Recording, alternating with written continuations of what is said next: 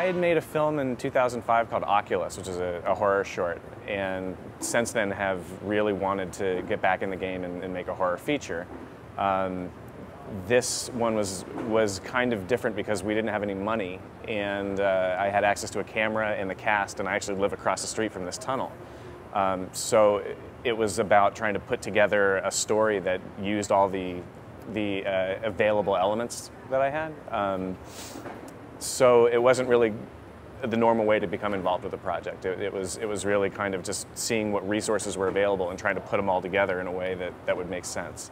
The inspiration for the story was kind of two things. It was the tunnel itself, which has always kind of creeped me out, and I thought would be a really creepy location to set a movie. And the other was that in my extended family earlier that year, we had kind of a tragic and unexpected death. And watching everyone try to deal with that and rationalize that loss and kind of speculate as to what could have happened to our family member, it was really fascinating to see kind of the lengths that people would go to explain the unexplainable to themselves, and kind of the way people try so hard to believe comforting ideas, even if they rationally know that they're not likely, rather than accept a really hard truth, was something that really kind of influenced the script. I didn't really realize how much, when I started writing it, that was coming through, but looking back after the script was written, it was kind of a way for me to deal with that event in my family, and is certainly kind of indicative of what I saw everybody going through there. In preparing to work on this, I watched a few films to kind of get the rhythm of what they were doing. I watched A Tale of Two Sisters, a wonderful Korean horror film, and I watched Primer, which is this low-budget sci-fi time travel film from a few years ago, particularly for its rhythm and dialogue. It has a very naturalistic kind of dialogue to it.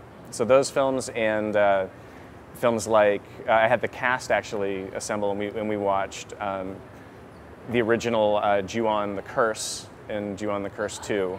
We didn't watch Ju-on the Grudge.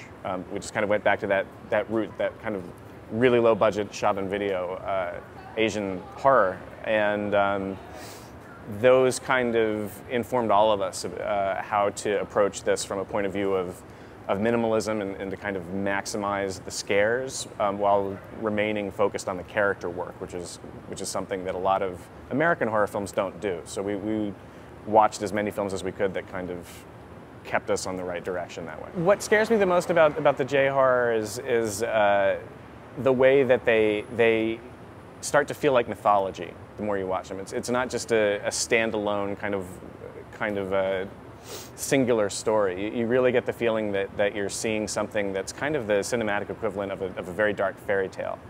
And with Ringu and Ju-on, and particularly with A Tale of Two Sisters, what attracted me to those films is that the movies are so much more about the journeys that the characters have to go on emotionally, and the supernatural elements are really just kind of there to help that journey along, rather than being the focus of the movie.